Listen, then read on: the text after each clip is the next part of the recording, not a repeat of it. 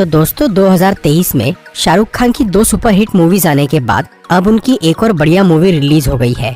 5 साल की गैप के बाद SRK ने बहुत ही धमाकेदार कमबैक किया है।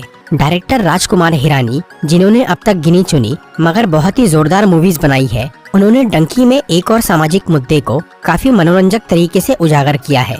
अगर आप इस फिल्म की स्टोरी जानना चाहते हैं तो ये वीडियो देखते रहिए। आज मैं डंकी मूवी को शॉर्ट में एक्सप्लेन करूंगा, तो आइए देखते हैं।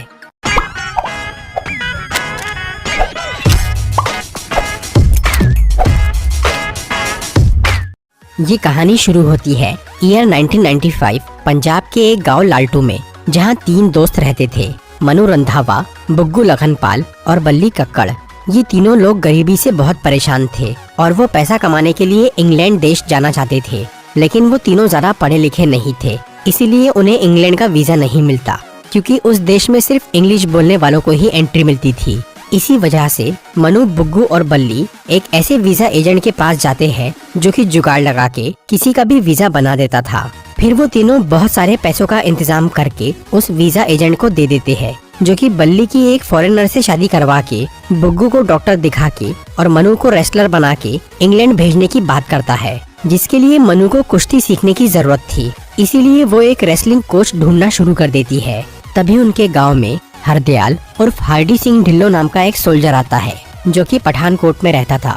1 साल पहले हार्डी एक जंग में बहुत घायल हो गया था। तब मनु के भाई महेंद्र ने उसकी जान बचाई थी, लेकिन फिर पठानकोट से लौटते वक्त महेंद्र एक एक्सीडेंट में मारा गया, जिसके बारे में हार्डी को पता नहीं था। इसीलिए वो अभी लालटू में महेंद्र से मिलने और उसका शुक्रिया अदा करने आया था। फिर वो मनु के साथ उसके घर जाता है, जहां हार्डी को पता चलता है कि महेंद्र मर चुका है, जिसकी वजह से उसकी फैमिली की हालत बहुत खराब हो गई है और इसलिए अब मनु इंग्लैंड के शहर लंदन जाकर पैसे कमाना चाहती थी। फिलहाल मनु को कुश्ती सीखना था और क्योंकि हार्डी एक फौजी था, इसलिए उसे कुश्ती आती थी। महेंद्र के एहसान के बदले में हार्डी उसे कुश्ती सिखाता है और वो मनु को लंदन पहुँचाने का वादा करता है। फिर जब मनु कुश्ती सीख जाती है, तब वो अपने दोस्तों के साथ उस वीजा एजेंट के पास जाती है, लेकिन वो एजेंट एक फ्रॉड आदमी था। वो उन तीनों के पैसे लेकर भाग जाता है, जिससे बुग्गू, मनु और बल्ली बहुत परेशान हो जाते हैं। तब हार्डी उन्हें बोलता है कि अगर वो आइल्स नाम की एक एग्जाम पास कर ले तो उनका स्टूडेंट वीजा बन जाएगा और वो इंग्लैंड जा पाएंगे। आइल्स एग्जाम असल में एक इंग्लिश स्पीकिंग टेस्ट था, पर हार्डी, मनु और उसके दोस्तों को इंग्लिश नहीं आती थी, इसीलिए वो चारों मिलकर एक इंग्लिश स्पीकिंग क्लास लगा लेते हैं। वहाँ उनकी मुलाकात सुखी सिंह नाम के एक लड़के से होती है, जो कि लंदन सिर्फ इसीलिए जाना चाहता था ताकि वो अपनी गर्लफ्रेंड को उसके जालिम पति से बचा के वापस पंजाब ला सके। फिर सुखी भी इन सब का दोस्त बन जाता है और ये पांचों मिलकर इंग्लिश सीखना चालू कर देते हैं। इसी बीच हार्डी को मनु से प्यार हो जाता है और वो लंदन जाकर उसके साथ घर बसाने का सोचने लगता है, लेकिन मनु और उसके दोस्त बहुत कोशिश के बावजूद भी इंग्लिश सीख नहीं पाते। इसलिए हार्डी एक शॉर्टकट ट्रिक निकालता है, जिससे कि वो इंग्लिश सीखे बिना ही एग्जाम में पास हो सके। फिर वो सब आइल्स के एग्जाम देने जाते हैं, जिसमें सिर्फ बल्ली ही उस ट्रिक का इस्तेमाल कर पाता है, इसीलिए वो अकेला पास हो जाता है।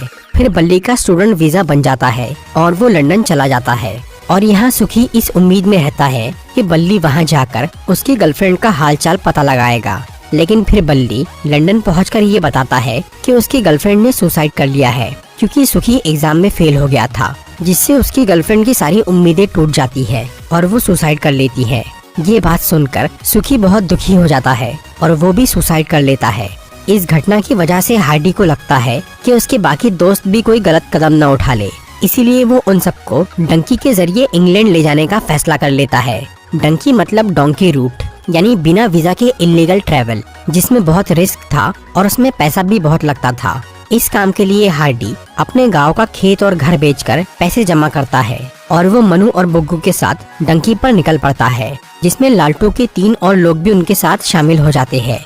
फिर ये 6 लोग इंडिया से निकलते हैं और कई मुश्किलों का सामना करके अलग अलग देश से गुजरते हैं, लेकिन फिर ईरान की सरहद पर उन्हें वहाँ के सोल्जर पकड़ लेते हैं और उनके 3 साथियों को मार डालते हैं। तब हार्डी उन सोल्जर से लड़के उन्हें मारता है और वो मनु और बुग्गू को लेकर लंदन पहुंच ही जाता है। वहां जब वो तीनों बल्ली से मिलते हैं तो उन्हें पता चलता है कि आइल्स के एग्जाम में पास होने से उसका स्टूडेंट वीजा तो बन गया था, लेकिन उसे कोई कॉलेज नहीं मिला, इसलिए उसका वीजा बेकार हो गया। और अब वो इल्लीगल तरीके से लंदन में रह रहा था और छोटे मोटे काम करके पैसे कमा रहा था। फिर हार्डी, बुग्गू और मनु बल्ली के साथ उसी जगह पर रुक जाते हैं जहां और भी इल्लीगल लोग रह रहे थे। इसके बाद वो सब लंदन में साफ सफाई और मजदूरी का काम करने लग जाते हैं। पर उनकी सबसे बड़ी तकलीफ थी पुलिस से बचना और बार बार घर बदलना, जिससे हार्डी बहुत परेशान हो जाता है और वो इंडिया लौटने की बात करता है। लेकिन मनु उसे अपने प्यार का वास्ता देकर रोक लेती है।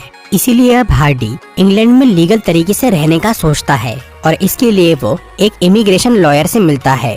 वो वकील मनु को लंदन के एक आदमी से फेक मैरिज करने बोलता है ताकि उस शादी से उसे इंग्लैंड की नागरिकता मिल जाए, जिसके बाद मनु वो शादी तोड़ के हार्डी से शादी कर सकती है ताकि उसे भी वहाँ की नागरिकता मिल जाए। मनु इस काम के लिए तैयार हो जाती है। फिर वो सब लोग शादी के लिए चर्च जाते हैं, लेकिन शादी के दौरान मनु और हार्डी का उस दूल्हे से झगड़ा हो जाता है, जिसकी वजह से पुलिस उन सबको गिरफ्तार कर लेती है। अब शादी के जरिए नागरिकता पाने का रास्ता बंद हो गया था, इसीलिए वो वकील हार्डी और उसके दोस्तों को बोलता है कि वो सब कोर्ट में ये कह दे कि उन्हें इंडिया में खतरा है, इसीलिए उन्हें इंग्लैंड में असाइलम यानी शरण चाहिए।